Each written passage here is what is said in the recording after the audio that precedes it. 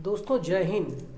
दोस्तों आज से मैं एक नया वीडियो बनाना शुरू कर रहा हूं जो कि क्वेश्चंस पेपर है मेरे पास में 2018 का एएलपी का बैच का है। तो ये 9 अगस्त को हुआ था, यानी 9 अगस्त 2018 को हुआ था। तो मेरे पास 75 क्वेश्चंस है जो कि मैंने प्रिंट करके लिया है और इसका पीडीएफ मैंने वीडियो के डिस्क्रिप्शन में डाल दिया है। तो सबसे पहले आप उसको लोड करके अपने पास सामने रख लेना, क्योंकि हर एक क्वेश्चंस को यहाँ पे लिखना संभव नहीं होगा। जो इजी क्वेश्चंस होंगे उनको मैं बोलते जाऊँगा और जो टफ क्वेश्चंस होंगे उनको मैं इस बोर्ड पर लिख करके आपको समझाने की कोशिश करूंगा। तो चलिए हम लोग शुरू करते हैं। ठीक है, पहला सवाल है, ये रीजनिंग का सवाल है कि दिए गए विकल्पों से निम्न चित्र में घुमाए गए रूप का चयन करें। यानी इन्होंने एक चित्र दिया है, ये चित्र ऐसा है स्क्वायर, ठीक है, और यहाँ पे एक क्रॉस, एक यहाँ पे एक क्रॉस, ऐसे है, ठीक है, और इसको सेंटर में डाल दिया है, सॉरी इसको सेंटर में डाल दिया है। तो अब ये कह रहा है कि इसको जो घुमाए गए चित्र है तो इनमें कौन सा होगा। तो आप देखेंगे यहाँ पे डी में ये अंतर है। इसको हम अगर ऐसे इस तरीके से घुमा देंगे तो इसका जो डायरेक्शन हो जाएगा वो ये हो जाएगा, ठीक है, ठीक है। तो ये ऐसे हो जाएगा और इसमें जो आपका डी वाला है ये इस तरीके से घुमा दिया है, तो इसका जो आंसर है वो डी हो जाएगा, ठीक है। तो ये पहला था सवाल, ये हमारा रीजनिंग का था। इसी तरीके से जब आप सॉल्व करते जाएंगे तो आपको आसानी से होता जाएगा। दूसरा सवाल है, प्रतिरोध की एसआई इकाई क्या है। यानी कि हमारा जो रेजिस्टेंस है उसका यूनिट क्या है एसआई में। तो हम सब जानते हैं कि इसका जो इकाई होता है वो ओम होता है। नेक्स्ट हम लोग देखेंगे, नकारात्मक त्वरण निम्नलिखित में से किसकी दिशा के विपरीत होता है। तो हम जानते हैं कि वो वेलोसिटी होता है, वेग होता है, ठीक है। नेक्स्ट है कि 1 किलोवाट घंटा किसके बराबर है। तो हम जानते हैं कि ये साइंस का सवाल है, तो ये 3.6 मल्टीप्लाई 10⁶ ये हमारा 1 किलोवाट आवर्स का ये इसने के बराबर होता है। नेक्स्ट सवाल है कि ऑक्टोपस वर्गीकरण में न्यूलैंड्स लॉ में निम्नलिखित में से कौन सा अंतिम तत्व है। तो आपको बता दूं कि जिसकी जो द्रव्यमान संख्या ज़्यादा होगी वो ज़्यादा, सबसे इन्होंने बोला है कि कौन सा अंतिम तत्व है। यानी इन्होंने पहला रेडियम दिया है, दूसरा है लोहा, तीसरा थोरियम और चौथा है रोडियम, ठीक है। तो इनमें जो है थोरियम का जो द्रव्यमान संख्या है वो ज़्यादा है, बाकी का कम है, इसीलिए थोरियम इसका आंसर होगा। नेक्स्ट है, ये हमारा जीके का सवाल है, भारतीय ओलंपिक के वर्तमान यानी कि उस समय जब वो फरवरी में 2018 के अनुसार अध्यक्ष कौन है। तो इनके अध्यक्ष कौन थे, नरेंद्र ध्रुव बत्रा। ऑप्शन था अभिनव बिंद्रा, दूसरा नरेंद्र ध्रुव बत्रा, तीसरा शरद पवार, चौथा प्रणय रॉय। तो सही इसका आंसर क्या था, नरेंद्र ध्रुव बत्रा। नेक्स्ट सवाल है हमारा, ये जनरल साइंस का सवाल है, पानी को ब्लीचिंग पाउडर में मिलाने पर कौन सी गैस निकलती है। तो हम सब जानते हैं कि इसमें से क्लोरीन गैस निकलती है, जिसको कि हम पानी को क्लीन करने के लिए यूज़ करते हैं, ठीक है। तो अगला मैथमेटिक्स का सवाल आ गया। मैथमेटिक्स का सवाल आ गया कि निम्नलिखित में से कौन सा सही है। यानी कि इसमें इन्होंने दिया है 29/6 और ये हमारा बड़ा का सिंबल है, और दूसरा है 42/12, ठीक है। ये पहला ऑप्शन है, दूसरा ऑप्शन इसी तरीके से है। तो आपको अगर नहीं समझ में आ रहा है तो सबसे पहले क्या करना, सीधा इसमें 29 में 6 का डिवाइड करो और जितना आता है वो देख लो। तो और इसके बाद 42 में 42 का डिवाइड कर लो, 12 से जो है डिवाइड करो, और देखो कि ये जो नंबर आता है ये नंबर इससे बड़ा है, तो आपका ये करेक्ट आंसर है। इसमें जो करेक्ट आंसर है वो पहला ही है। तो आप एक एक करके करोगे, जल्दी से आपका आंसर आ जाएगा। नेक्स्ट सवाल है ये हमारा कि निम्नलिखित श्रृंखला में से प्रश्न चिन्ह द्वारा दिखाया गया पद अनुपस्थित है, तो दिए गए विकल्पों में क्या अनुपस्थित पद का चयन करें। यानी कि इसमें ये है हमारा क्या है, एसटी रीजनिंग का सवाल है। एसटी कामा टीयू कामा यूवी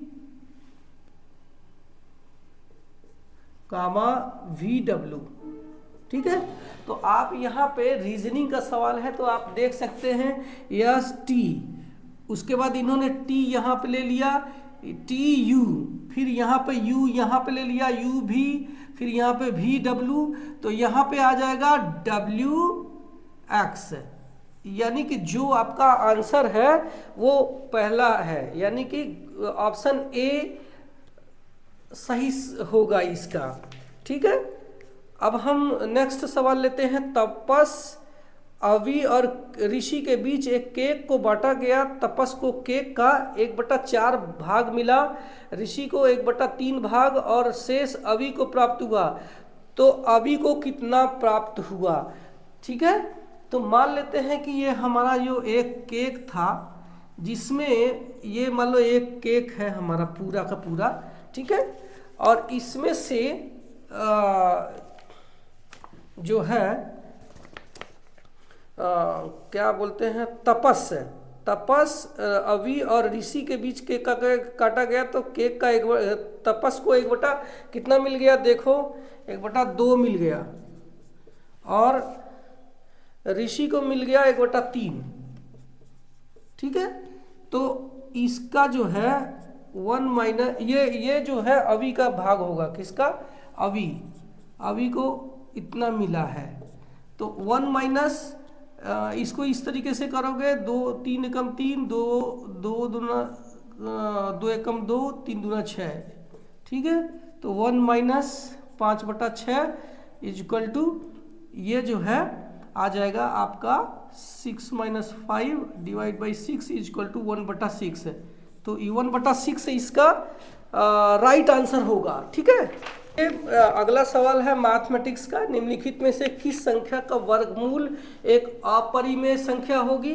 तो मेरे पास 4 ऑप्शन है, 1024, बी है 2048, सी है 2401 और डी है 4096। तो इसका आप वर्गमूल निकाल के देखो, जिसका वर्गमूल नहीं आता है सीधा सीधा वो संख्या उसका राइट आंसर होगा। यानी 2048 का जो वर्गमूल आप निकालेंगे तो वो आपका सीधा सीधा अपरिमेय संख्या होगी, उसकी वर्गमूल, ठीक है। अब नेक्स्ट है अलैंगिक प्रजनन में लैंगिक प्रजनन से भिन्न है। अलैंगिक प्रजनन में ध्यान रखना, ये सवाल है हमारा केमिस्ट्री का। अलैंगिक प्रजनन लैंगिक प्रजनन से भिन्न है। अलैंगिक प्रजनन में क्या होता है, नए जीव जनक माता पिता के समान होते हैं, ठीक है। ये हमारा केमिस्ट्री का है। दूसरा नेक्स्ट सवाल है हमारा, ये आ गया हमारा रीजनिंग का। इन्होंने एक चित्र दिया है, वो चित्र है एक क्या बोलते हैं, एक सेलिब्रेशन का। यानी यहाँ पे सेलिब्रेशन का चित्र दिया है, दूसरे में भी सेलिब्रेशन का चित्र दिया है, तो देख लेना। दोस्तों अगला सवाल मैथमेटिक्स का है। यानी कि 9.5% वार्षिक ब्याज पर कोई राशि 6 वर्ष में 942 हो जाती है, तो प्रारंभ में किया गया निवेश कितना था। यानी कि ध्यान से सुनना, इसका जो दर है ये है 9.5% और इसका जो समय है ये है 6 वर्ष, ठीक है। ध्यान से सुनना है कि साधारण ब्याज बराबर होता है मिश्र धन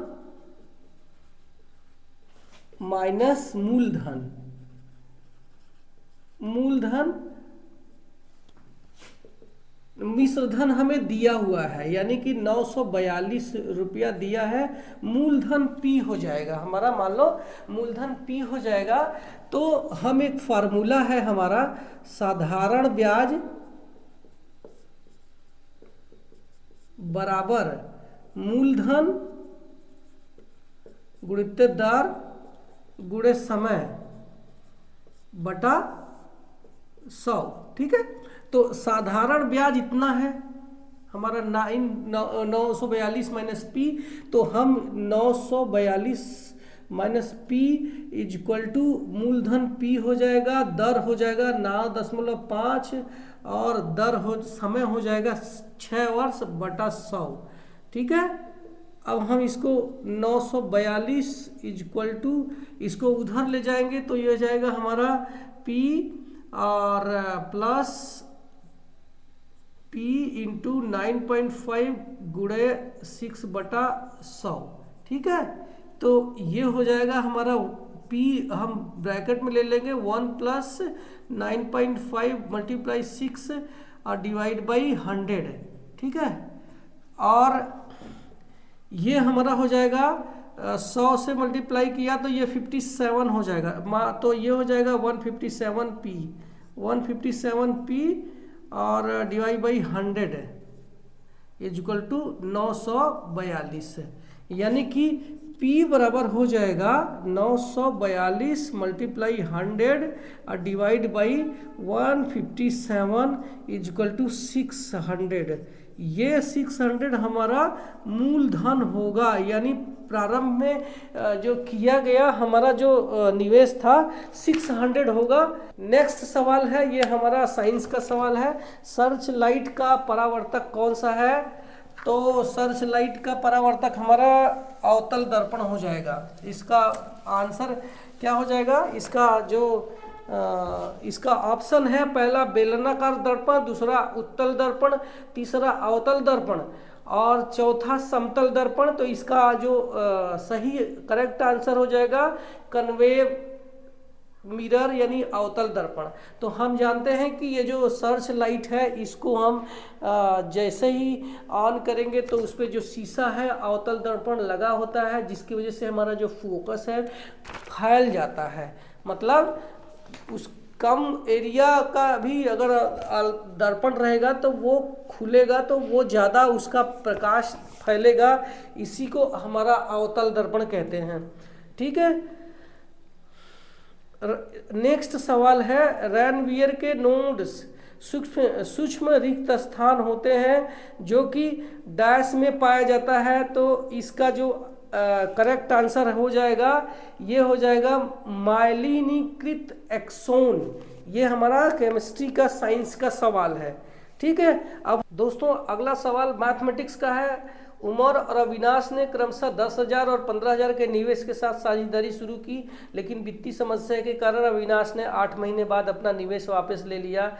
तो पहले 12 माह का दोनों का लाभ है किस अनुपात में बांटा जाना चाहिए? तो उमर 10,000 स्टार्ट करता है, 10,000 रुपये से स्टार्ट किया और ये 12 महीने इसने जो है निवेश करके रखा, और अविनाश का 15,000 निवेश था और ये सिर्फ 8 महीने का था। ठीक है, तो इसका जो हमें रेशियो जब हम निकाल लेंगे तो ये हो जाएगा 3 इधर काट दो, 3 इधर काट दो, तो ये हो जाएगा हमारा 120 रेशियो और ये हो जाएगा 120, यानी कि 1:1। ये इसका करेक्ट आंसर हो जाएगा। तो इसमें जो है आपका जो आंसर है बी वाला सही हो जाएगा। नेक्स्ट है, निम्नलिखित में से किस अभिक्रिया द्वारा उच्च प्रतिक्रिया वाली वस्तुओं का निष्कासन होता है? तो ये हमारा जो आंसर है ये है इलेक्ट्रोलाइसिस।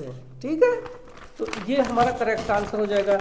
ये जनरल साइंस का सवाल था। अब हमारा एक सवाल है कि रीजनिंग का सवाल है। रीजनिंग का सवाल है कि उस विकल्प का चयन करें जो तीसरे के साथ उसी तरह से संबंधित है जो दूसरा चित्र पहले से संबंधित है। यानी यहाँ पे आप देख सकते हैं कि एक रिंग बनाया है, उसके साथ में एक अंगूठी बनाया है। ठीक है, तो इसका मतलब है जो रिंग है वो हमारा फिंगर में डाली जाती है, फिंगर का चित्र इन्होंने दिया है। अगला एक मुकुट दिया है, तो मुकुट हमेशा जो है वो ये लेडीज़ मुकुट है, तो लेडीज़ के ही सर पे जाएगा। तो हमारा जो सवाल है चौथा लेडीज़ वाला सही हो जाएगा।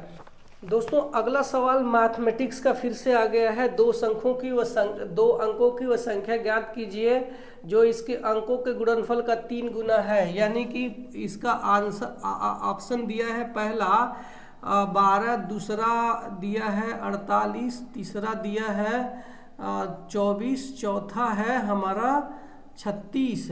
तो ये कह रहा है कि इसके ये जो संख्या है ये अंकों के गुणनफल यानी इसके 3 गुना यानी 2 मल्टीप्लाई 3, तो ये 6 ही आता है, जबकि ये 12 आना चाहिए, तो ये गलत है।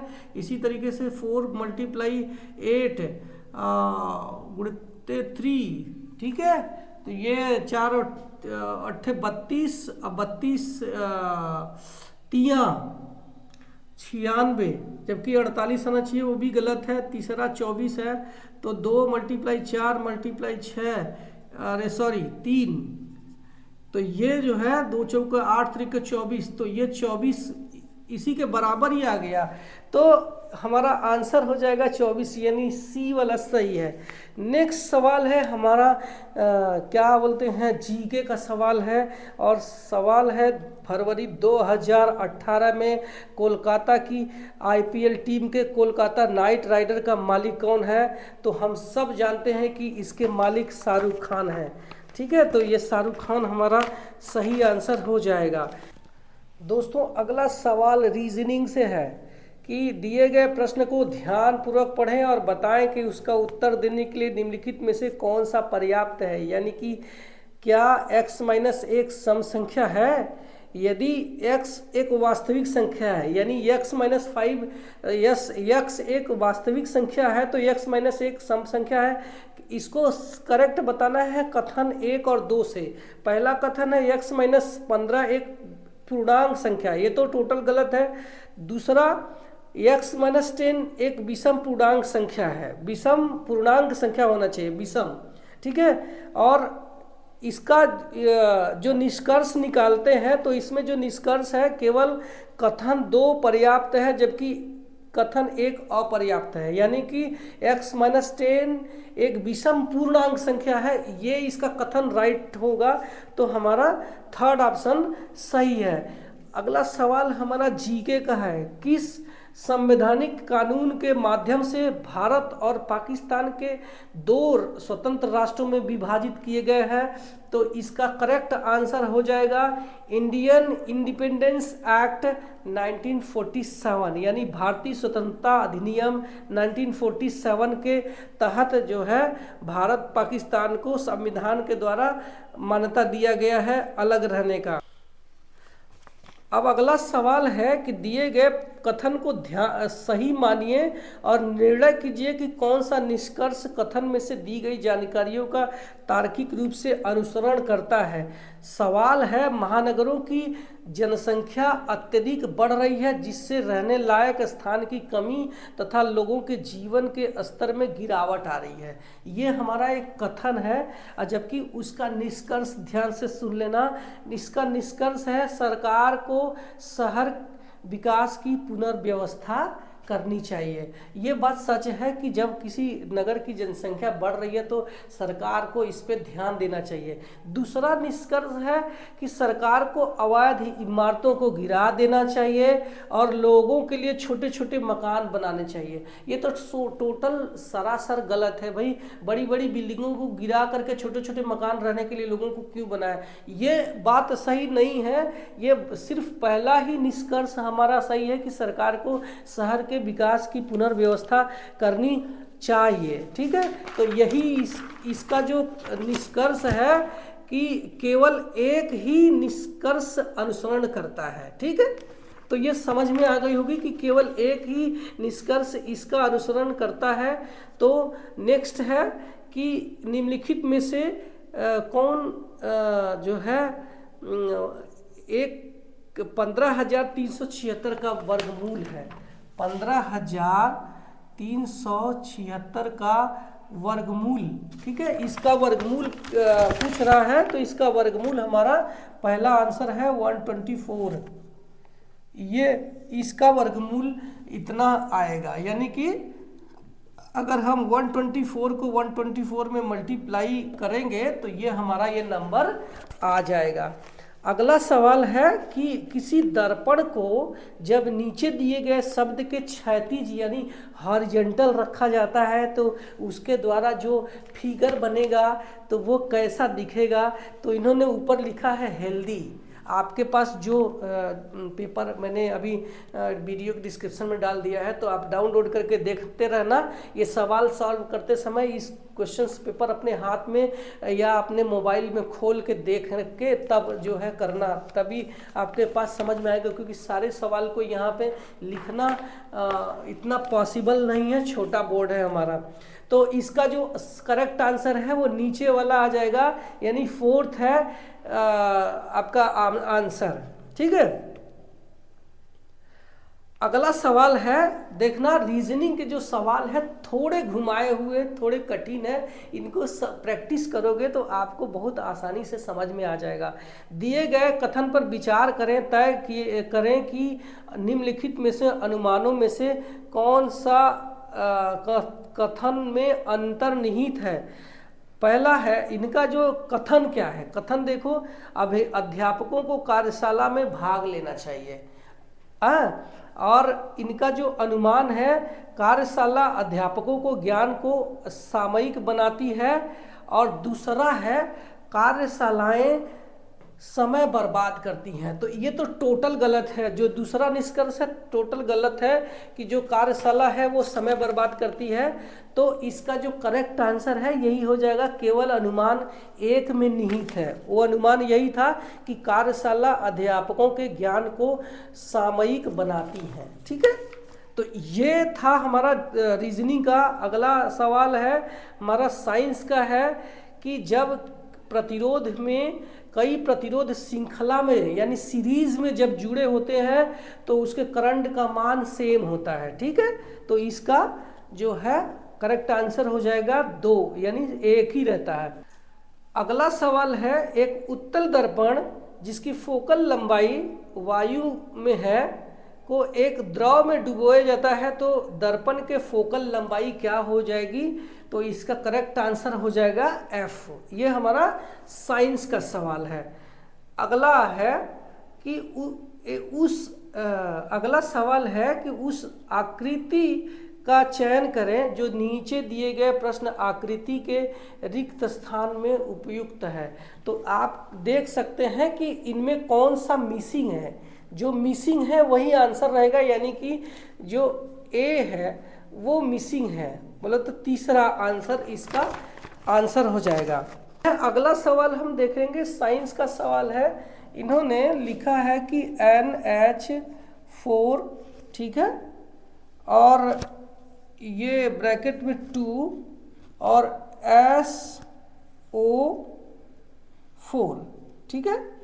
इसमें जो है क्या है, कितने एक अणु में कितने परमाणु होते हैं, तो ये हम देखेंगे। तो यहाँ पे N का जो है वैल्यू है 1, H का वैल्यू है 4 और इसको जो है ये हो जाएगा हमारा, ये 2 बार है, यानी कि ये हो जाएगा 4 1 5 दूना 10, ठीक है।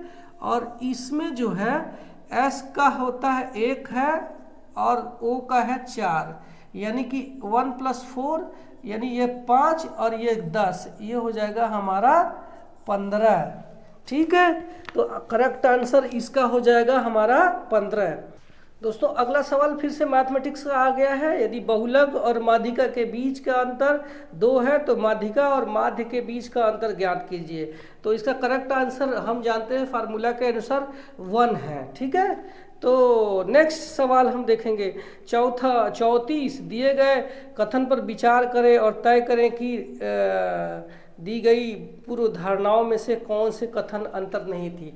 मतलब आप समझ लो रीजनिंग का इन्होंने एकदम धज्जी उड़ा दिया है, खूब सवाल ऐसा घुमाया हुआ है। ठीक है, तो पहला है कथन पहले हम लोग देखते हैं। कथन है अपार्टमेंट एसोसिएशन द्वारा शुरू किया गया एक स्वच्छ भारत अपने शहर को साफ रखे अभियान को उसके निवासियों से ज़्यादा प्रतिक्रिया नहीं मिल पाई। ठीक है, ये हमारा क्या था, कथन था। अब हम पूर्व धारणा इसका देख लेते हैं कि कॉन्सेप्ट क्या था।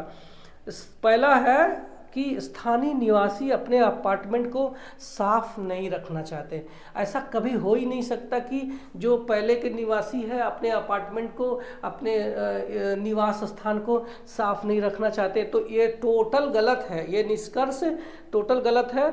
दूसरा है एसोसिएशन अभियान में असफल रही। ये करेक्ट आंसर हो सकता है कि जो हमारा एसोसिएशन था वो जो अभियान चला रही थी वो अभियान ही असफल था। तो इसका जो है करेक्ट आंसर पहला हो जाएगा कि केवल पूर्व धारणा 2 में अंतर्निहित है, यानी पहला वाला गलत है, दूसरा वाला ही सही है। ठीक है, अब अगला सवाल हम लोग ये देख लेते हैं, साइंस का है। संवेग और को किसके गुणनफल के रूप में व्यक्त किया जाता है? तो हम जानते हैं कि संवेग है, ये फिजिक्स का सवाल है, इसको हम जानते हैं कि ये द्रव्यमान गुणे आपका वेग। ठीक है, इसका ये फार्मूला है, यानी कि m इंटू वी। तो ये इसका पहला वाला विकल्प सही होगा। नेक्स्ट है दिए गए प्रश्न पर विचार करें कि निर्णय लें कि प्रश्न का उत्तर देने के लिए निम्नलिखित में से कौन सा कथन पर्याप्त है। तो इसका जो है पहला है कथन क्या है, कंपनी ABC की बिक्री कैसी रही है। तो कथन है कंपनी ABC ने 75,000 साबुन कितना 70 रुपये प्रति नग के हिसाब से बेचे। और दूसरा है उत्पादन, यानी कि ये उसके ABC की बिक्री पर ये खरा उतरती है, ध्यान रखना। उत्पादन के क्षेत्र में ABC के पास कोई दूसरा उत्पाद नहीं है। तो ये हम जो है ये दोनों में सही है, यानी कि कथन 1 और कथन 2 दोनों ही उचित जवाब देने के लिए पर्याप्त है।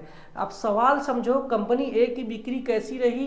तो अगर उसने 75,000 साबुन को 70 रुपये प्रति नग के हिसाब से बेच दिया तो भी आप उससे निष्कर्ष निकाल सकते। और उत्पादन के क्षेत्र में ABC के पास साबुन के अलावा और कोई विकल्प नहीं है, ये भी दोनों से हमारा निष्कर्ष निकाला जाएगा।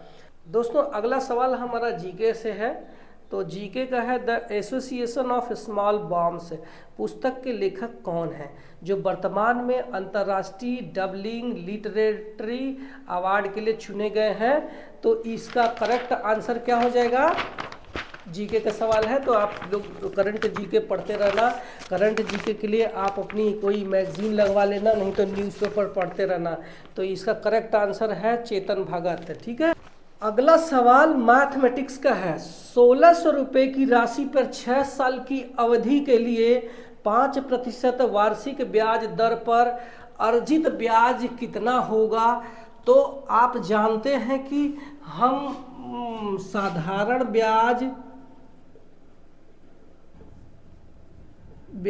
बराबर, ये फार्मूला है मूलधन गुणे दर गुणे समय बटा 100, यानी कि मूलधन आपका हो गया 1600 रुपया, दर हो गया 5% है ना, 5% है, और समय हो गया 6 वर्ष। इसको 100 से डिवाइड कर देंगे, 100 काट दिया, 480 रुपया इसका करेक्ट आंसर आएगा। ठीक है, तो इसका ऑप्शन हो जाएगा ऑप्शन नंबर 2। अगला सवाल है, निम्न स्थान में से सबसे उपयुक्त विकल्प भरे। वे पौधे जिनमें पौधे के विभिन्न भाग उपस्थित नहीं होते हैं डैश समूह से संबंधित होते हैं। तो ये जनरल साइंस का सवाल है, ये थैलोफाइटा इसका करेक्ट आंसर हो जाएगा। ठीक है, अब अगला सवाल है हमारा रीजनिंग का है। सवाल क्या है कि यदि 9 + 6 है, ठीक है ध्यान से सुनना, 9 + 6 = 45 और 7 × 4 = कितना 33। ठीक है, यानी कि 9 यहाँ पे इन्होंने मल्टीप्लाई भले कर दिया, लेकिन अभी रीजनिंग में ये मल्टीप्लाई आपका प्लस भी हम मान सकते हैं। तो यानी 9 + 6, 9 × 6 15, अब मल्टीप्लाई 3 = 45। इसी तरीके से ये 7 + 4 इतना हो जाएगा बराबर 7 × 4 = 11, मल्टीप्लाई 3 यानी 33 हो गया, ये 33 है। और इसी तरीके से इन्होंने दिया है 6 × 4 = 20, यानी 6 × 4 10, मल्टीप्लाई 2 = 20 है। तो अगला सवाल है कि 5 × 3 का मान क्या होगा। तो इसका जो मान हो जाएगा वो हो जाएगा 5 + 3 यानी कि 5 × 3 = 8, मल्टीप्लाई 2 यानी कि 16 इसका करेक्ट आंसर हो जाएगा। तो 15 मत कर देना, इसका करेक्ट आंसर हो जाएगा 16। तो ऑप्शन नंबर 2 सही है। तो दोस्तों अगला सवाल हमारा मैथमेटिक्स का है। मैथमेटिक्स का सवाल है कि 13 मीटर लंबी एक सीढ़ी है जो कि एक खिड़की तक पहुंचती है, जो सड़क किनारे की ज़मीन से 12 मीटर ऊपर है। यानी एक जो है एक ज़मीन से 12 मीटर ऊपर है ये खिड़की, और इस पर 13 मीटर सीढ़ी है। ठीक है,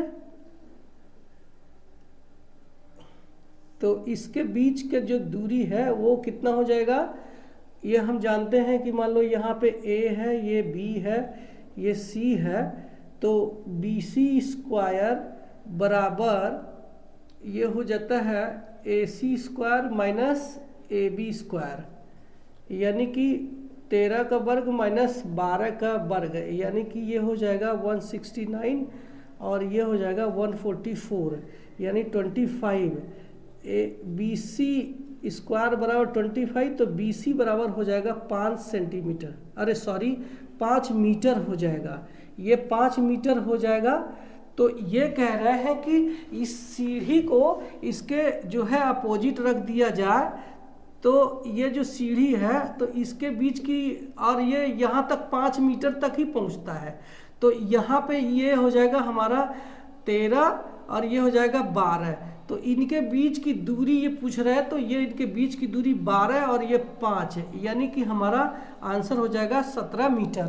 ठीक है, तो ये मैथमेटिक्स का सवाल था। है कि ये कह रहे हैं, अगला सवाल है कि निम्नलिखित में से किस उत्पाद के मूल्य में वृद्धि होने के परिणाम स्वरूप कई उत्पादों के मूल्य में वृद्धि होगी, जिसका परिणाम मुद्रास्फीति होगा। यानी कि ऐसा कौन सा चीज़ का रेट बढ़ जाए जिसकी वजह से सारे चीज़ का रेट अचानक बढ़ जाएगा, जैसे मेडिसिन हो गया, स्मार्टफोन हो गया, पेट्रोलियम होगा, या आंसर है ऑटोमोबाइल। तो आपकी जानकारी के लिए बता दूं कि जब हमारा पेट्रोलियम का रेट जब बढ़ेगा तो इससे रिलेटेड ही हमारा ट्रांसपोर्ट सिस्टम पे असर पड़ जाएगा। तो हमारा जो करेक्ट आंसर है पेट्रोलियम। पेट्रोलियम का रेट बढ़ा तो सारे चीज़ का रेट ऑटोमेटिक अपने आप बढ़ जाएगा। ठीक है दोस्तों, अगला सवाल मैथमेटिक्स का है कि अगर एक रेलगाड़ी है और 90 किलोमीटर प्रति घंटे की चाल से एक 100 मीटर लंबे पुल को पार करने के लिए 10 सेकंड का समय लेती है, तो रेलगाड़ी की लंबाई मीटर में ज्ञात कीजिए। यानी कि जो रेलगाड़ी का जो स्पीड है आप देख सकते हैं 90 किलोमीटर प्रति घंटे की चाल से जो चल रही है, पहले तो उसको मीटर पर सेकंड में बदल लो, तभी आपको मीटर में आपको उसका लंबाई पता चलेगा। तो रेलगाड़ी का जो चाल है, रेलगाड़ी की जो चाल है ये कितना है, 90 किलोमीटर प्रति घंटा। ठीक है, तो अगर हम किलोमीटर प्रति घंटा को मीटर पर सेकंड में बदलना चाहते हैं तो हम जानते हैं कि 90 मल्टीप्लाई 5/18 से जब हम कर देंगे तो ये मीटर पर सेकंड में बदल जाएगा। तो 18 × 90 यानी 25 मीटर पर सेकंड, ये हमारा रेलगाड़ी की जो चाल हो गई। अब हम जानते हैं कि दूरी बराबर चाल गुणे समय, ये हमारा फार्मूला है। तो हमें चूंकि रेलगाड़ी की दूरी ज्ञात करना है, तो दूरी बराबर ये हो जाएगा, चाल कितना है 25 और समय है 10 सेकेंड, तो ये हो जाएगा 250 सेकेंड। ठीक है, तो ये तो हमारी क्या हो गई, वो पुल है ना, क्या है की चाल से, हाँ ब्रिज के साथ ये जो लंबाई है ये ब्रिज के साथ में है, पुल के साथ में है। तो इसमें जो है हमें रेलगाड़ी की सिर्फ लंबाई निकालना है, तो हमें जो पुल का जो ब्रिज है, ब्रिज का दूरी माइनस करना पड़ेगा, यानी 250 माइनस 100 बराबर 150 मीटर। ये हमारा आंसर हो जाएगा रेलगाड़ी की लंबाई, क्योंकि पूरा ब्रिज का जो है लंबाई उसमें हम माइनस करना पड़ेगा सिर्फ रेलगाड़ी की लंबाई ज्ञात करने के लिए। तो इसका करेक्ट आंसर हो जाएगा 150। दोस्तों अगला सवाल है, 4 किलोग्राम भार की एक वस्तु क्षैतिज दिशा में 5 मीटर प्रति सेकंड की गति में बढ़ रही है। इसकी जो गति है 10 मीटर प्रति सेकंड तक बढ़ाने के लिए इस पे किया गया कार्य क्या होगा। तो हम जानते हैं कि किया गया कार्य बराबर होता है half mv square minus mu square. ठीक है, तो जिसमें m क्या है, मास है, half mv square minus u square, ये इसका फार्मूला है। ठीक है, तो 1/2 बोले तो 4, 10 जो है लास्ट वेलोसिटी है, अंतिम वेग, 10 का वर्ग माइनस 5 का वर्ग। ठीक है, तो इसको हम जब करेंगे तो ये हो जाएगा 1/2 मल्टीप्लाई 4, ये 10 में 100 माइनस 5 25, ये हो जाएगा 2 दूना 4। ठीक है, तो ये हमारा 2 से मल्टीप्लाई 2 मल्टीप्लाई 75 इजिकल टू ये हो जाएगा हमारा 150 जूल। ठीक है, तो ये हमारा इसका करेक्ट आंसर हो जाएगा 150 जूल, इसका करेक्ट आंसर हो जाएगा। दोस्तों अगला सवाल मैथमेटिक्स का है। अब से 7 साल बाद विराट मोहिंदर से 2 गुना बड़ा होगा। 5 साल पहले मोहिंदर की आयु विराट के आयु के 2/5 से 1 वर्ष कम थी। तो विराट की वर्तमान आयु क्या है? ध्यान से सुनना, ये सवाल अब हम करने जा रहे हैं कि अब से 7 साल बाद, माना कि यहाँ पे हम ले लेते हैं कि माना कि विराट की वर्तमान आयु x वर्ष और मोहिंदर की वर्तमान आयु y वर्ष है। ठीक है, तो ये कह रहे हैं कि अब से 7 साल बाद, यानी कि 7 साल बाद, 7 साल के बाद विराट की आयु कितनी हो जाएगी? x + 7 वर्ष, और 7 साल के बाद मोहिंदर की आयु ये हो जाएगी y + 7 वर्ष। ठीक है, तो वो कह रहा है 7 वर्ष पहले, अब से 7 साल बाद विराट मोहिंदर से 2 गुना बड़ा होगा, यानी कि x + 7 = 2y + 7 ये है। यानी कि विराट की जो आयु है 7 साल बाद मोहिंदर की आयु से दुगुना होगी। ठीक है, तो यानी x + 7 = 2y + 14, यानी कि x - 2y ये हम इधर लेके आएंगे तो 2y हो जाएगा = 14 - 7 = 7, यानी कि ये हो जाएगा x - 2y = 7। ये हो गया। अब देखते हैं कि 5 वर्ष पहले क्या आयु थी, यानी x - 5 वर्ष 5 वर्ष पहले, y - 5 वर्ष पहले जो इनकी आयु थी वो ये कह रहा है कि 2/5 से 1 वर्ष कम थी, यानी x - 5 और मल्टीप्लाई 2/5 से इसमें 1 वर्ष कम थी, तो हम यहाँ पे 1 वर्ष ऐड कर देंगे। ठीक है, तो ये अब बराबर हो गया।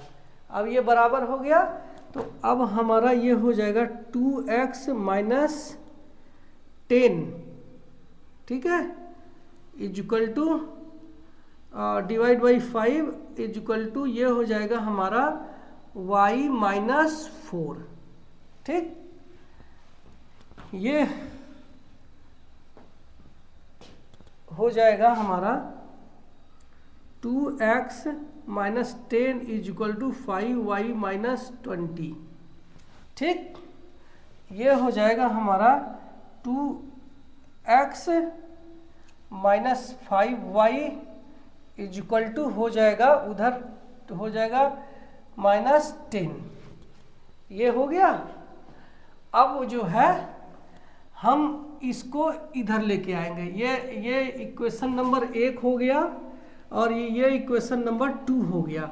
तो यहाँ पे हम x - y को इसके साथ में हम लोग माइनस करेंगे। ठीक है, तो 2x - 5y बराबर -10 है, और दूसरा पहला समीकरण है हमारा x - 2y, इसमें 2 से मल्टीप्लाई कर देते हैं तो हो जाएगा 2x - 4y = 14। ठीक है, तो ये है हमारा माइनस प्लस माइनस, यानी कि ये कट जाएगा, ये हमारा हो जाएगा -y = -24, यानी y की जो आयु है 24 साल। मोहिंदर की आयु कितनी हो गई? मोहिंदर की आयु 24 साल, लेकिन हमें यहाँ पे विराट की आयु पूछ रहा है, तो विराट की आयु यानी कि हमारा जो x है ना, x की आयु पूछ रहा है, वर्तमान आयु पूछ रहा है, तो हम इसी इक्वेशन में इसका मान रख देंगे, किसका? मोहिंदर का आयु का, यानी x - 2 × y मतलब 24 = 7, यानी कि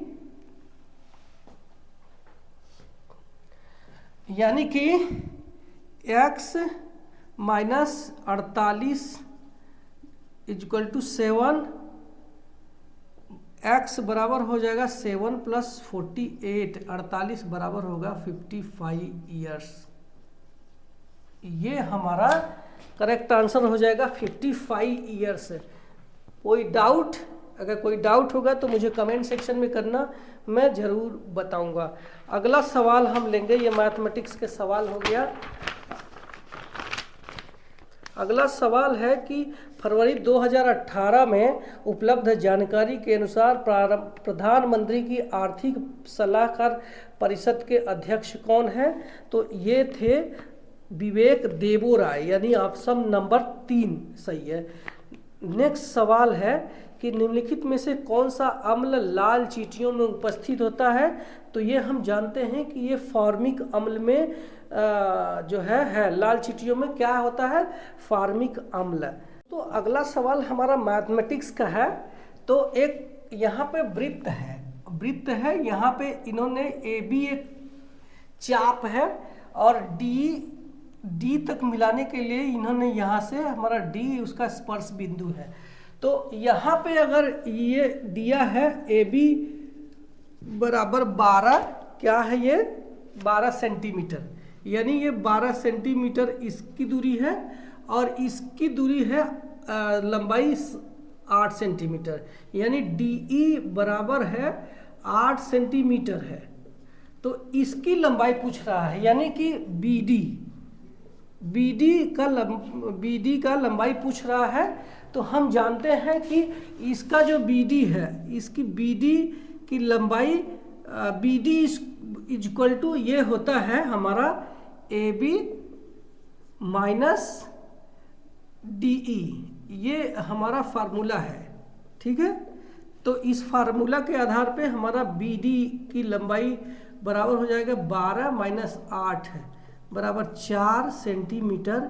इसका करेक्ट आंसर हो जाएगा, इसका करेक्ट आंसर क्या हो जाएगा? 4 सेंटीमीटर। नेक्स्ट सवाल है हमारा कि उस धातु का नाम बताएं जिसे चाकू से आसानी से काटा जा सकता है। तो ये धातु हमारा सोडियम है, जिसको हम काट सकते हैं। इसमें ऑप्शन आप देख सकते हैं, सोना है, क्या आप चाकू से काट पाएंगे? तांबा काट पाएंगे? एल्युमिनियम है। तो इनसे आप जो है अपना आंसर निकाल सकते हैं आसानी से कि सोडियम जो है इसको चाकू से काटा जा सकता है, सोडियम को। अब दोस्तों अगला सवाल है कि ये हमारा रीजनिंग का सवाल है कि एक लड़की की तस्वीर को देखकर शीशा नाम की एक लड़की ने कहा कि उसकी माँ मेरे नाना जी की इकलौती बेटी है और उनकी केवल एक बेटी है, कोई बेटा नहीं है, ठीक है। तो शीशा तस्वीर की लड़की से कैसे संबंधित है, ये सवाल था। तो आप ये सोचिए कि ये लड़की शीशा में देख के कह रही है कि इस लड़की की जो माँ है, यानी इस लड़की की जो माँ है उसके नाना जी की इकलौती लड़की है, यानी ये खुद अपने माँ के बारे में ही बात कर रही है। तो वो लड़की खुद ये शीशा ही है जो कि उसके नाना की इकलौती पुत्री है, इसके कोई बेटा नहीं है, ठीक है। तो इसका करेक्ट आंसर हो जाएगा लड़की की तस्वीर खुद शीशा है, ठीक है। अगला सवाल है, दिए गए प्रश्न पर विचार करें और निर्णय लें कि प्रश्न का उत्तर देने के लिए निम्नलिखित में से कौन सा कथन पर्याप्त है। ये रीजनिंग का सवाल है। क्या राजू को यात्रा करना पसंद है? मतलब ये कथन है, वाक्य क्या था? राजू ने भारत के पूर्व पश्चिम उत्तर दक्षिण सभी प्रांतों का दर्शन किया है। ये तो बात सही है, ठीक है। ये तो मतलब यात्रा करना उसको पसंद है, तो जाहिर सी बात है कि उसने नॉर्थ ईस्ट साउथ वेस्ट सब घूम लिया, ठीक है। अब ये दूसरा है, राजू को अपने दोस्तों के साथ रहना बहुत पसंद है। तो ये बात कहीं से भी लागू नहीं होता है, क्योंकि पहला कथन ही था कि राजू को यात्रा करना पसंद है। तो राजू को अपने दोस्तों में कोई इंटरेस्ट नहीं है, उसको सिर्फ और सिर्फ यात्रा करना पसंद है। तो इसका मतलब है कि प्रश्न का उत्तर देने के लिए वाक्य 1 पर्याप्त है, परंतु वाक्य 2 केवल पर्याप्त नहीं है। ध्यान रखना, केवल 1 ही पर्याप्त है, 2 वाला पर्याप्त नहीं है। तो ये ऑप्शन हमारा पहला ही सही हो जाएगा। अगला सवाल है, ये जीके का सवाल है कि मार्च 2018 में उपलब्ध जानकारी के अनुसार इलाहाबाद बैंक के एमडी और सीईओ कौन है? तो ये जो है उषा अनंत सुब्रमण्यम थे, ठीक है। दोस्तों अगला सवाल हमारा एक रीजनिंग का है कि दिए गए प्रश्न पर विचार करें और तय करें कि निम्नलिखित कथनों में से कौन सा प्रश्न का उत्तर देने के लिए पर्याप्त है। तो इन्होंने सवाल है कि एक्स और वाई में से कौन बेहतर नर्तक है, यानी कौन सबसे बेस्ट डांसर है। तो कथन क्या है, पहला कथन तो ये है कि एक्स ने अधिक नृत्य ऑडिशन दिए थे। तो एक्स ने पता नहीं, चाहे जितने भी ऑडिशन दिए उससे मतलब नहीं है, आपने कितना अच्छा प्रदर्शन किया इस पे डिपेंड करता है। तो दूसरा है वाई ने मंच पर अधिक प्रदर्शन दिया था। तो ये वाक्य आपका जज करता है, पहला वाला जज नहीं करता है। तो इसके लिए पहला ही ऑप्शन है कि दूसरा ऑप्शन है, अकेले दो पर्याप्त है, जबकि कथन एक अकेले अपर्याप्त है। ठीक है, तो ये हमारा करेक्ट आंसर हो जाएगा। दोस्तों अगला सवाल हमारा फिर से एक रीजनिंग का सवाल हो गया।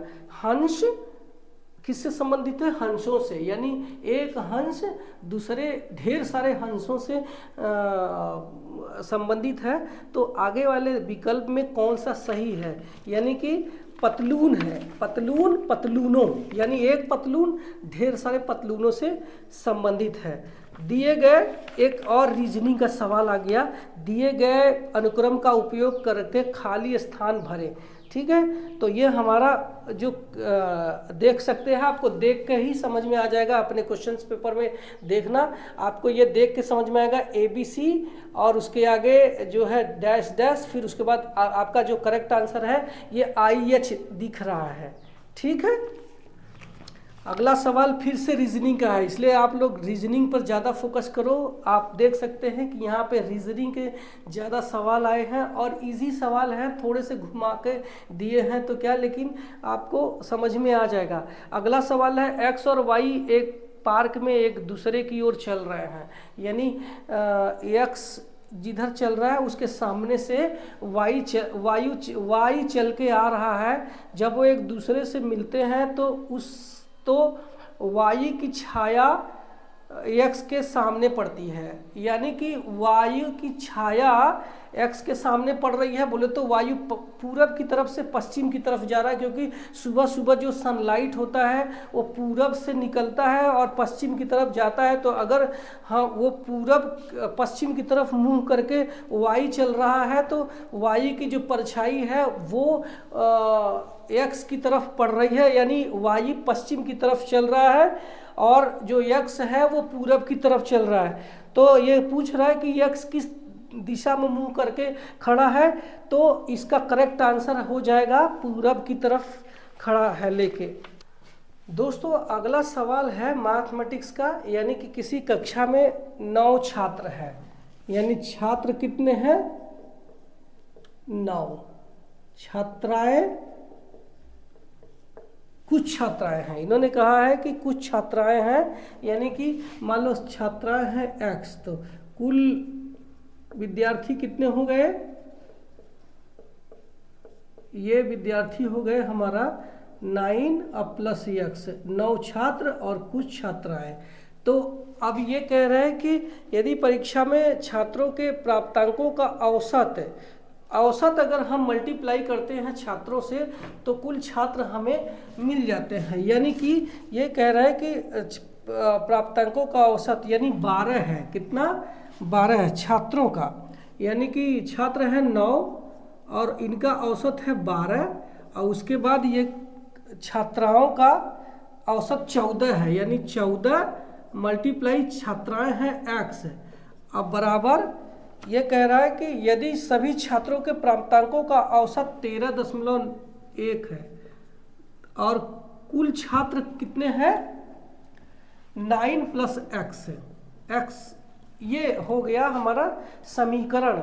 अगर हम इसको हल करते हैं और इसको हम सॉल्व कर लेंगे तो ये हो जाएगा 12 9 108 प्लस 14x बराबर हो जाएगा, ये हमारा 13.1 में 9 का मल्टीप्लाई करेंगे तो ये हो जाएगा 117.9 और प्लस हो जाएगा 13.1x। ठीक है, तो ये हम इधर लाएंगे तो ये हो जाएगा 14x अब प्लस 13x इधर लाएंगे तो -13.1x बराबर 117.9 माइनस हो जाएगा 108, यानी कि ये हो जाएगा 0.9x बराबर, ये हमारा हो जाएगा, कितना हो जाएगा 9.9, तो x बराबर हो जाएगा 9.9 डिवाइड बाई 0.9, यानी कि ये हो जाएगा x बराबर 11। और टोटल छात्र पूछ रहा है तो हमने देखा है कि टोटल छात्र 9 प्लस x है, तो 9 प्लस 11 इक्वल टू हो जाएगा 20। ये हमारा आंसर है, इसमें 20 आंसर हो जाएगा विकल्प नंबर 4। अगला सवाल है, आप देख सकते हैं इसमें कितने त्रिभुज बने हैं, तो आप गिन सकते हैं, इसमें 12 त्रिभुज हैं, देख लेना।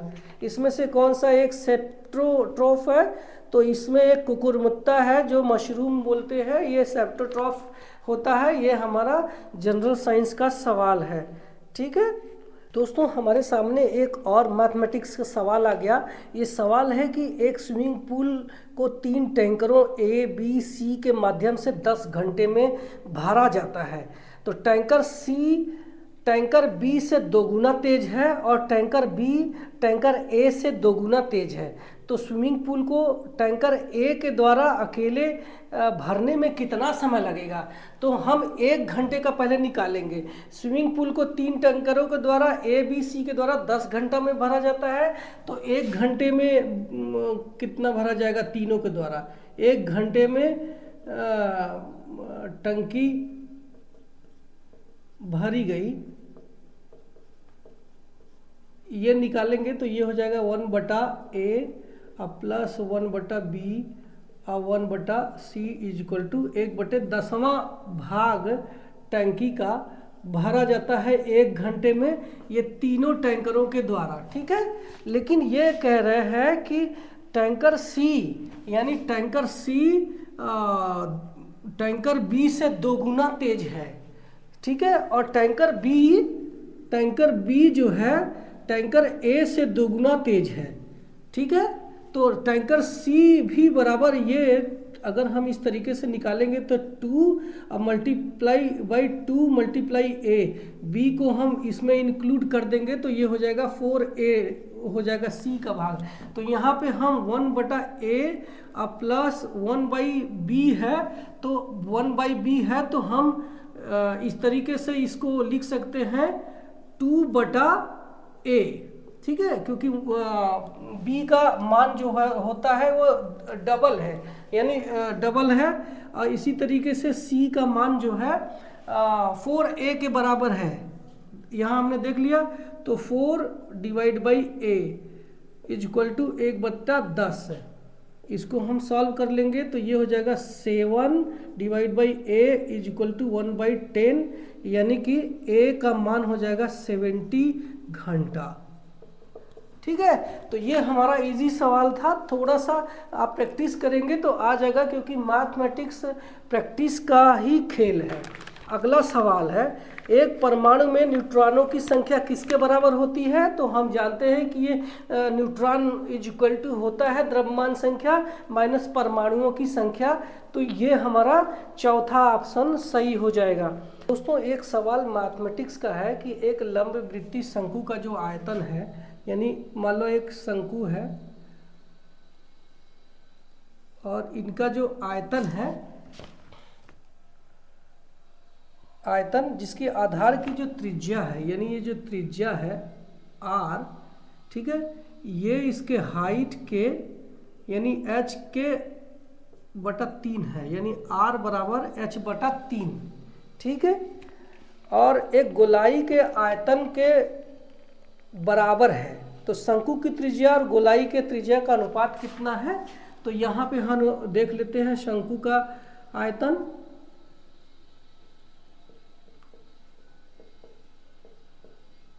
और ये गोले का आयतन,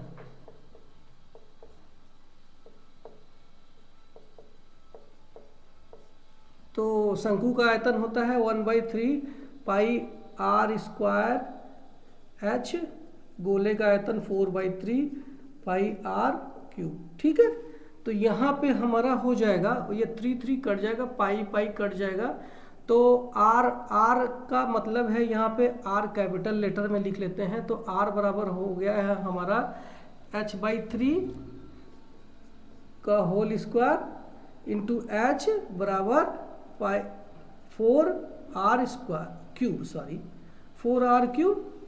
ठीक है, तो इसको हम लिखेंगे h क्यूब बटा 3 क्यूब बराबर 4r क्यूब। अब इसको हम इस तरीके से लिख सकते हैं 3√3, इनका जो रेशियो है ये निकल के हमारा आएगा 3√4। तो ये हमारा करेक्ट आंसर हो जाएगा। अगला सवाल है कि पीर पंजाल रेलवे सुरंग डैश में स्थित है। तो ये जीके का सवाल है, आप लोग जीके का जीके का सवाल अच्छे से पढ़ लेना, जो कि रेलवे का जीके है। अगर आपको नहीं पता है तो यूट्यूब पे बहुत सारे वीडियो खुला है जिस पे आप डाल सकते हैं कि रेलवे के टॉप जीके, तो आपके सामने आ जाएगा। तो पीर पंजाल रेलवे सुरंग आपका कहाँ स्थित है? ये है जम्मू एंड कश्मीर। दोस्तों अगला सवाल फिर से मैथमेटिक्स का है। किसी थैले में लाल और नीले रंग के गेंदों का जो संख्याओं का अनुपात स्थिर है, स्थिर का मतलब फिक्स है, जितना उसमें बढ़ेगा जिस रेशियो में, उसी रेशियो में लाल बढ़ेगा, उसी रेशियो में नीला भी बढ़ेगा। तो आप देखिए कि यहाँ पे लाल गेंद का रेशियो और नीले गेंद का रेशियो फिक्स है, नीला। ठीक है, तो अगर ये कह रहा है जब उसमें 44 गेंद लाल वाले थे तो नीला वाला कितना था? 36 था, 36 था। ठीक है, मैं यहाँ पे रेशियो लिख लेता हूँ। तो इनका जो अनुपात है, मान लीजिए मैं 4 से डिवाइड करता हूँ तो 11:9 का है। यदि मान लीजिए 11 लाल वाली गेंद है तो 9 उसमें नीली वाली है, इसी अनुपात में घटता बढ़ता है। अब ये कह रहे हैं कि मान लीजिए नीले गेंदों की संख्या हो गई 54। ठीक है, तो इसमें लाल गेंद कितनी थी? लाल गेंद कितनी थी? तो यानी कि मान लीजिए यहाँ पे हमने 6 से मल्टीप्लाई करते हैं, 9 छक 54 है ना, सही है। तो इसमें भी हमें 6 से मल्टीप्लाई करना पड़ेगा। तो यानी कि यहाँ फिर जो हमारा रेशियो है यहाँ बढ़ जाएगा, यानी कि 11 छक 66 है। तो हमें लाल गेंदों की संख्या, इन्होंने पूछा है कि लाल गेंद की संख्या क्या हो जाएगी, तो ये है 66 यानी 66 है। ठीक है, अगला सवाल फिर से हमारा रीजनिंग वाला आ गया है कि उस आकृति का चयन करें जो निम्नलिखित में से संबंध नहीं है। तो आप देख सकते हैं ये आकृति, आप अपने पास आपका क्वेश्चंस पेपर है तो उसमें देख लेना। इसमें आपका जो बी वाला है, बी वाला देखिए वो त्रिभुज है, जबकि बाकी सब में खटकोण या आपका रेक्टेंगल इस टाइप का है, तो वो अलग है। ठीक है, अगला सवाल है कि चिंतावान उपन्यास हाफ ऑफ व्हाट आई के लेखक कौन है? तो इनके जो लेखक हैं ये हैं अनिल मेनन। ये हमारा जीके का सवाल है। फिर से हम आ जाते हैं आपका साइंस के सवाल पे। मेंडलीफ की आवर्त सारणी में तत्वों को, उसके गुणों को डैश का आवधिक स्वभाव माना जाता है। तो इसका जो है आंसर है द्रव्यमान, परमाणु द्रव्यमान का स्वभाव माना जाता है।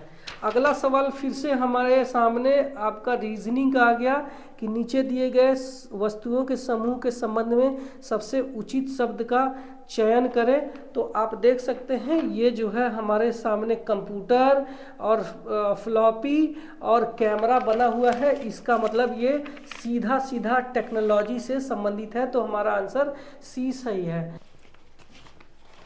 दोस्तों अगला सवाल मैथमेटिक्स का है। अब से 3 वर्ष बाद धरती की जो आयु है यूनुस के आयु के 2 गुना से 8 वर्ष कम हो जाएगी।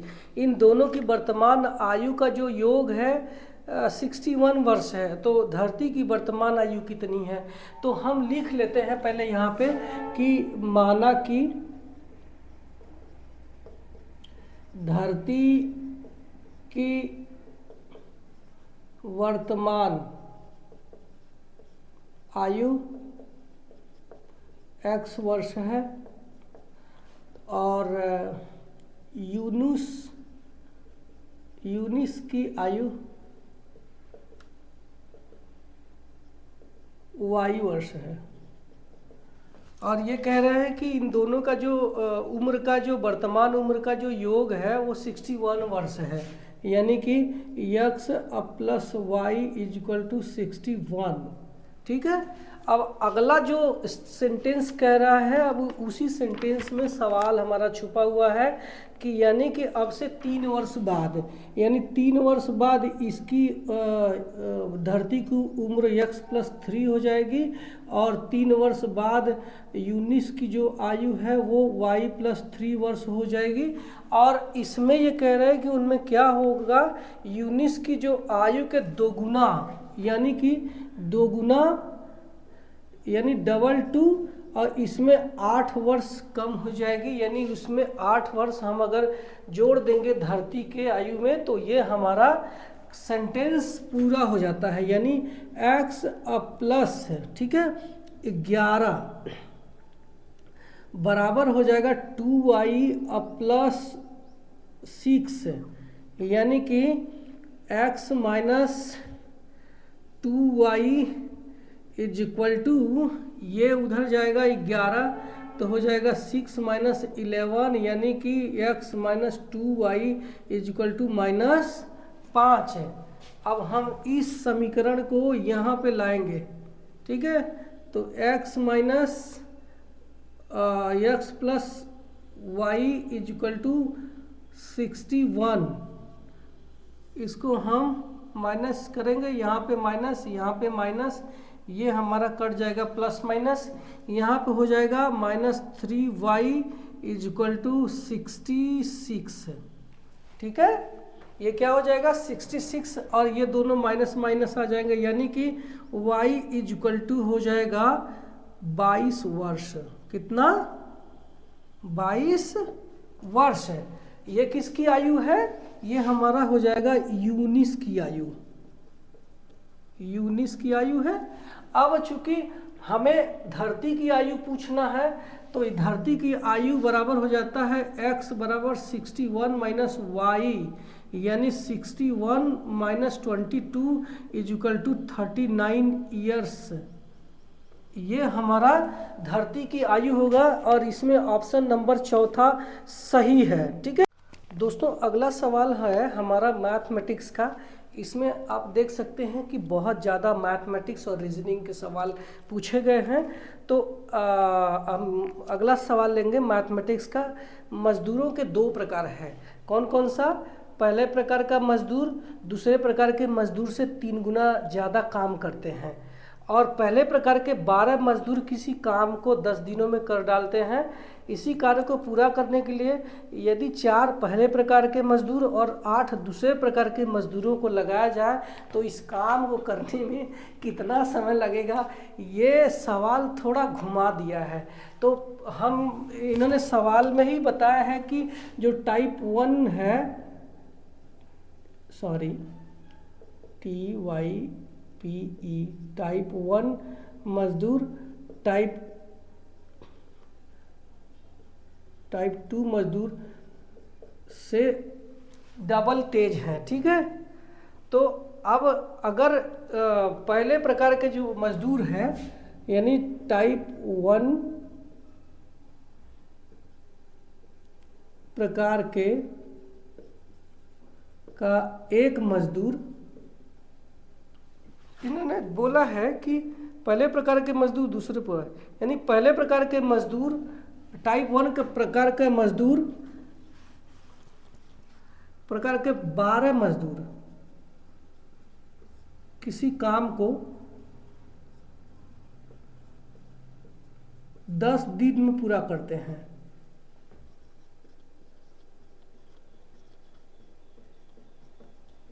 मतलब कि टाइप 1 टाइप 2 दो टाइप का है, जिसमें टाइप जो है 1 टाइप 2 के मजदूरों से डबल ज़्यादा काम करते हैं।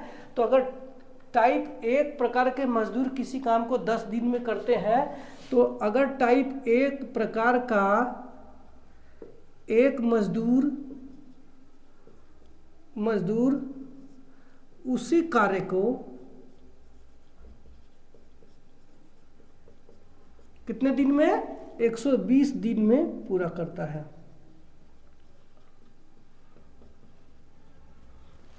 तो टाइप 2 प्रकार का एक मजदूर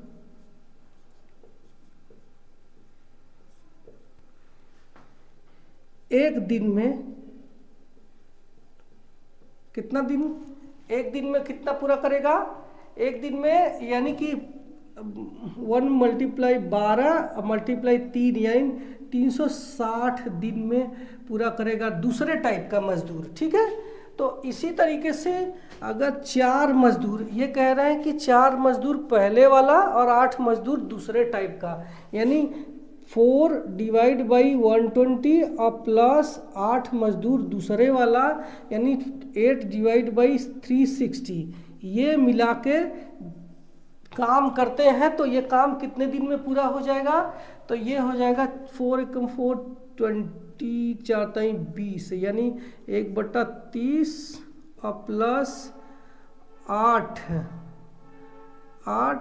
1/45 है। ठीक है, तो इसको, ये हमारा आंसर आ जाता है। इसको हम सॉल्व करते हैं तो 1/30 और प्लस 1/45, हम 45 90 ले लेते हैं, 90 और 3 और प्लस 2 = 5/90, यानी 5 1/18, यानी कि 18 दिन में इस दोनों मिला के, यानी 4 पहले प्रकार के और 8 दूसरे प्रकार के जो मजदूर है वो लग जाएंगे। तो 18 दिन में ये आपका काम पूरा हो जाएगा। तो इसमें जो ऑप्शन है ये हमारा तीसरा ऑप्शन सही है।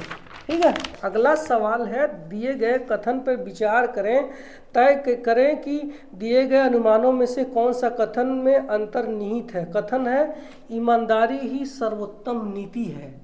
ईमानदारी ही सर्वोत्तम नीति है। अनुमान क्या है, ईमानदार लोग नीति बनाते हैं। और दूसरा है हर नीति में ईमानदारी होनी ही चाहिए। ठीक है, तो ये आप देख सकते हैं कि इसमें से ना तो ईमानदार लोग नीति बनाते हैं, ठीक है, ईमानदारी ही ईमानदारी ही सर्वोत्तम नीति है, यानी कि उसमें हमें अनुमान दोनों गलत है। ना तो अनुमान ही 1 में निहित है, ना तो अनुमान 2 में निहित है। यानी ईमानदारी के बारे में बात किया है, जबकि ईमानदार लोग नीति बनाते हैं, ये अलग मैटर है। हर नीति में ईमानदारी होनी चाहिए, अलग मैटर है। ईमानदारी ही सर्वोत्तम नीति है, ये हमारा एक कथन है, एक हमारा कहावत है। ठीक है, तो हमारा जो आंसर है वो हो जाएगा ना तो अनुमान 1 में और ना तो अनुमान 2 में निहित है। अगला सवाल फिर से एक रीजनिंग का है। रीजनिंग का सवाल है कि एक आयत बनाया है, दूसरा सर्किल बनाया है, और नीचे लिखा है जो रेक्टेंगल है, आयत है, वो लड़कों को इंगित करता है, जो गोला है, सर्किल है, वो एथलेटिक को इंगित करता है, और जो त्रिभुज है वो क्रिकेट को इंगित करता है, और जो है ये हमारा एक स्क्वायर है वो डिसिप्लिन को इंगित करता है। तो ये इनका सवाल है कि आप बताइए कि दिए गए वेन आरेख के अनुसार कौन सा नंबर लड़के हैं जो एथलेटिक्स में भाग लेते हैं और क्रिकेट भी खेलते हैं। तो आप देखेंगे नंबर जो 3 है वो तीनों में शामिल है, यानी कि रेक्टेंगल में शामिल है और आपका स्क्वायर में शामिल है, और आपका सर्किल में भी शामिल है और आपका मतलब चारों में शामिल है। तो इसका मतलब हमारा जो है 3 करेक्ट आंसर हो जाएगा। अगला सवाल जीके का है, तमिलनाडु के नए नियुक्त राज्यपाल कौन है? तो उस समय 2018 में राज्यपाल कौन थे? बनवारी लाल पुरोहित।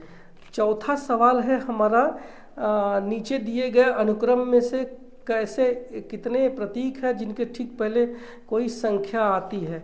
तो आप देख सकते हैं कि ये जो नंबर जिसमें दिया है, मैं नंबर पढ़ लेता हूँ, JM2S#CP। तो यहाँ पे आप एक चीज़ देखेंगे कि सिर्फ एक F एक ऐसा लेटर है जिसके पहले एक संख्या है 7, सिर्फ वही एक ही है। तो इसका जो करेक्ट आंसर है वो हो जाएगा 1। ठीक है। अगला सवाल है, दिए गए वक्तव्यों को सच मान लें और यह तय करें कि कौन से निष्कर्ष वक्तव्यों में से निश्चित रूप से निकाले जा सकते हैं। तो पहला है कि कुछ फल सब्जियां हैं, कुछ जो फल है वो सब्जियां हैं ना, और दूसरा है कुछ सब्जियां फल है। तो यानी कि कुछ सब्जियां खाद्य नहीं है। तो हमारा जो निष्कर्ष है वो क्लियर दिख रहा है कि 2 में सही है, यानी कि कुछ सब्जियां खाद्य नहीं है। ठीक है, तो ये हमारा निष्कर्ष 2 ही सही है। तो आंसर इसका हो जाएगा पहला, केवल 2 निष्कर्ष सही है। तो ये हमारे टोटल 75 यानी CBT 1 के एक शिफ्ट का क्वेश्चन समाप्त हो गया है। इसका PDF इस वीडियो के डिस्क्रिप्शन में मिल जाएगा। तो जब आप सॉल्व करना तो एक बार अपने सामने रखना, क्योंकि सारे सवाल हम यहाँ लिख नहीं सकते, क्योंकि हमारा बोर्ड जो है छोटा है। तो आप उस सवाल को पढ़ लेना। फिर भी अगर आपको कोई चीज़ सवाल नहीं आता है तो मुझसे पूछना, मैं इसका रिप्लाई ज़रूर करूँगा। और इसी तरीके से मैं अब स्टार्ट कर दिया हूँ, तो अपने चैनल पे सिर्फ और सिर्फ क्वेश्चंस पेपर मैं प्रीवियस ईयर्स के सॉल्व करके डालूँगा आपके फ़ायदे के लिए। तो अगर आप मेरे चैनल पे पहली बार आए हैं तो सब्सक्राइब कर देना। मैं अगले वीडियो में फिर से मिलता हूँ किसी नए सब्जेक्ट को लेकर। तब तक के लिए बाय बाय।